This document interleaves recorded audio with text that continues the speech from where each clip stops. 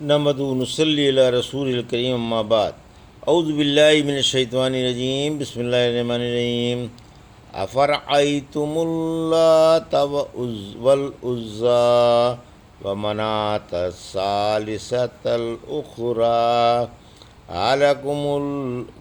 آلکم الذکر وَلَهُ الْأُنْثَىٰ تِلْكَ إِذًا قِسْمَةٌ ضِیزَىٰ إِنْ هِیَ إِلَّا أَسْمَاءٌ سَمَّيْتُمُوهَا أَنْتُمْ وَآبَاؤُكُمْ مَا أَنزَلَ اللَّهُ بِهَا مِنْ سُلْطَانٍ إِنْ يَتَّبِعُونَ إِلَّا الظَّنَّ وَمَا تَهْوَى الْأَنفُسُ وَلَقَدْ جَاءَهُم مِّن رَّبِّهِمُ الْهُدَىٰ أَمْ لِلْإِنسَانِ مَا تَمَنَّىٰ فَلِلَّهِ الْآخِرَةُ وَالْأُولَىٰ وَكَم مِّن مَّلَكٍ فِي السَّمَاوَاتِ لَا تُغْنِي شَفَاعَتُهُمْ شَيْئًا إِلَّا مِن بَعْدِ أَن يَأْذَنَ اللَّهُ لِمَن يَشَاءُ وَيَرْضَىٰ۔ ابھی آپ نے سورہ نجم کی آیت 19 سے 26 کی تلاوت سماعت فرمائی۔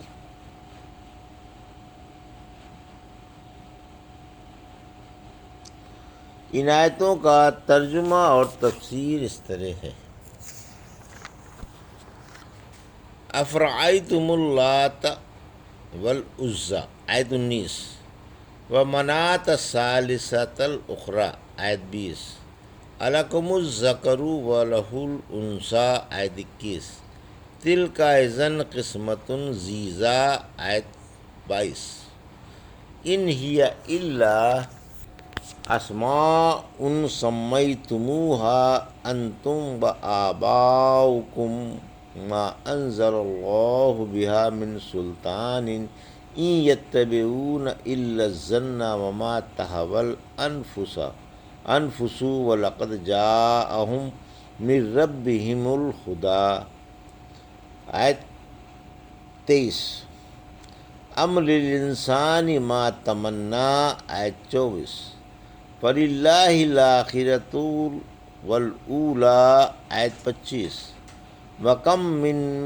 مَّلَكٍ فِي السَّمَاوَاتِ لَا تُغْنِي شَفَاعَتُهُمْ شَيْئًا إِلَّا مِن بَعْدِ أَن يَأْذَنَ اللَّهُ لِمَن يَشَاءُ وَيَرْضَىٰ آیت 26۔ ترجمہ: بھلا تم نے لات و عزیٰ اور تیسرے منات کے بارے میں سوچا؟ کیا تمہارے لیے تو بیٹے ہوں اور اللہ کے لیے بیٹیاں؟ اس صورت میں تو یہ بڑی گندی تقسیم ہوئی۔ یہ تو صرف نام ہی ہیں جو تم نے اور تمہارے باپ دادا نے مقرر کر لیے ہیں۔ اللہ نے ان کی کوئی دلیل نہیں اتاری۔ یہ لوگ تو صرف اٹکل اور خواہشات ہی کے پیروکار ہیں۔ یقیناً ان کے پاس ان کے رب کی طرف سے ہدایت آ چکی ہے۔ کیا انسان کی ہر امید بر آتی ہے؟ اللہ ہی کی آخرت اور دنیا ہے۔ آسمانوں میں بہت سے فرشتے ہیں جن کی سفارش کچھ بھی کام نہ آئے گی جب تک اللہ اپنی خوشی اور مرضی سے جس کے لیے چاہے اجازت نہ دے۔ یہ تھا ترجمہ سورہ نجم کی آیت 19 سے 26 کا۔ تفسیر آیت 19-20۔ ان آیتوں میں ان نالائقوں کی ترویج ہے جو اللہ کو چھوڑ کر مورتیوں کی پرستش کرتے ہیں، بیت اللہ کے مقابلے میں ان کے لیے عمارتیں بناتے ہیں اور خلیل اللہ کی ریس کرتے ہیں۔ خلیل اللہ نے تو خالص اللہ کی عبادت کے لیے بیت اللہ بنایا، اور یہ شیطان کی پرستش کے لیے گھر بناتے ہیں تاکہ شرک و بت پرستی کا رواج ہو۔ لات کی تحقیق: لات ایک سفید منقش پتھر تھا جس پر گنبد بنا لیا گیا تھا۔ یہ طائف میں سقفیوں کا معبود تھا اس پر غلاف چڑھائے جاتے تھے، خدام بھی مقرر تھے جو جھاڑو دیا کرتے تھے اور اس کے نگراں تھے۔ اس کے پاس کی جگہ حرم کی طرح حرمت والی سمجھی جاتی تھی۔ طائف کے باشندے بحج قریش کے دیگر تمام قبیلوں پر اپنی بزرگی بڑے فخر سے جتایا کرتے تھے۔ ابن جریر رحمۃ اللہ علیہ فرماتے ہیں، انہوں نے لاہ سے لات بنایا، گویا اللہ مذکر ہے اور اللہ کا مؤنث لات ہے۔ معاذ اللہ ثم معاذ اللہ، اللہ پاک ان کی گستاخیوں سے بری و پاک ہے۔ ابن عباس تعالیٰ فرماتے ہیں، یہ لفظ لات ستو گھول کر پلانے والا ہے۔ جاہلیت میں ایک شخص حاجیوں کو ستو گھول گھول کر پلایا کرتا تھا، اور جب یہ مر گیا تو لوگ اس کی قبر پر مجاور بن کر عبادت کے لیے بیٹھنے لگے، پھر رفتہ رفتہ اسی کی عبادت کی جانے لگی۔ عزا کی تحقیق، ابن جریر فرماتے ہیں، عزا عزیز سے بنایا گیا۔ مقام نخلا میں جو مکے اور طائف کے درمیان ایک درخت تھا جس پر گنبد بنا دیا تھا اور غلاف چڑھایا جاتا تھا، قریش بھی اس کو عظمت کی نگاہ سے دیکھتے تھے۔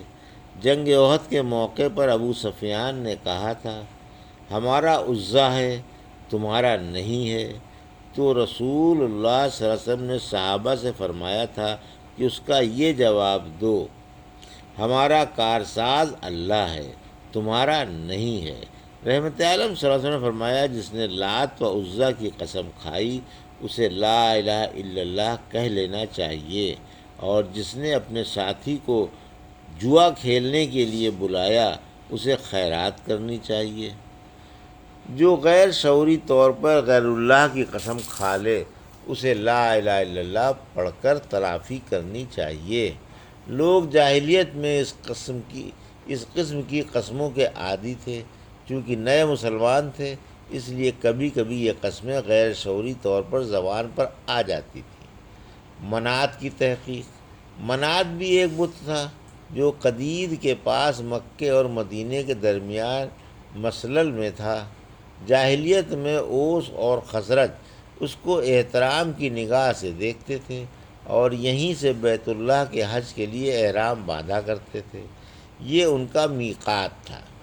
علاوہ ازیں جزیرہ عرب میں اور دیگر ممالک میں اور بھی دیوی دیوتاؤں کے بت کدے تھے جن کا عرب کعبے کی طرح احترام کرتے تھے، ان کے مجاور بھی ہوتے تھے، ان پر غلاف بھی چڑھائے جاتے تھے اور ان کی طرف قربانی کے جانور بھی بھیجے جاتے تھے، ان کا طواف بھی کیا جاتا تھا اور ان کے نام کی قربانیاں بھی کی جاتی تھیں، لیکن بیت اللہ عظمت کے لحاظ سے سب سے بڑا مانا جاتا تھا، کیونکہ عرب کو معلوم تھا کہ یہ عبادت خانہ خلیل اللہ کا بنایا ہوا ہے۔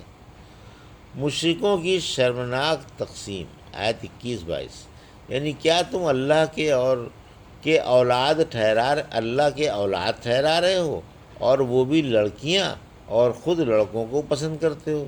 اگر تم آپس میں اس طرح کی تقسیم کرنے لگو تو یہ تقسیم انصاف سے بعید ہوگی، پھر اللہ کی طرف لڑکیاں کیوں منسوب کرتے ہو؟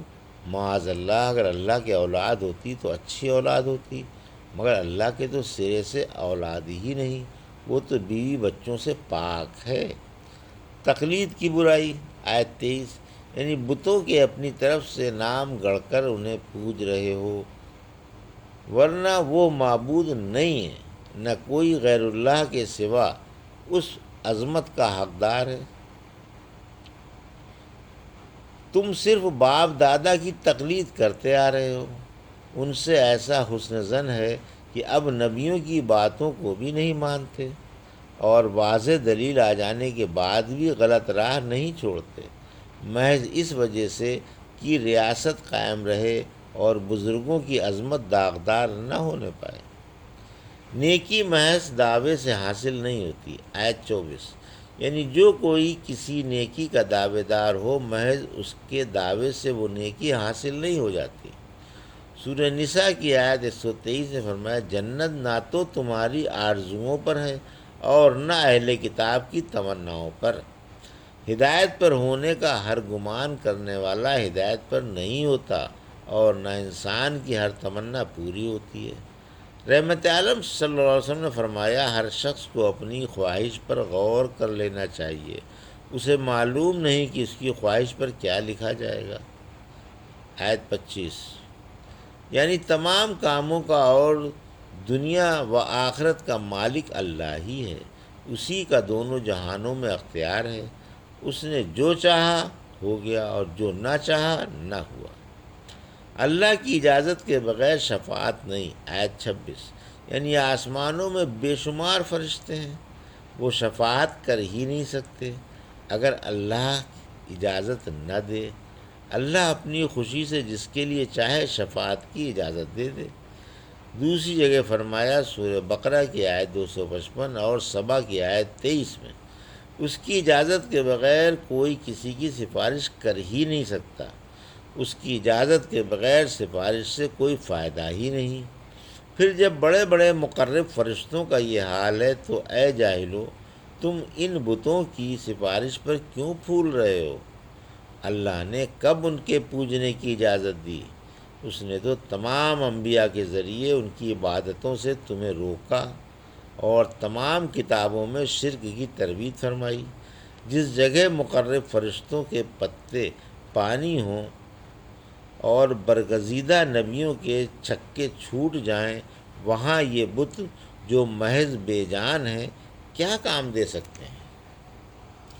یہ تھا سورہ نجم کی آیت 19 سے 26 کا ترجمہ اور تفسیر جو بھی آپ نے سماعت فرمائی۔ بارک اللہ لی و لکم فی القرآن الحکیم و نفعنا ایاکم بآیات الذکر الحکیم۔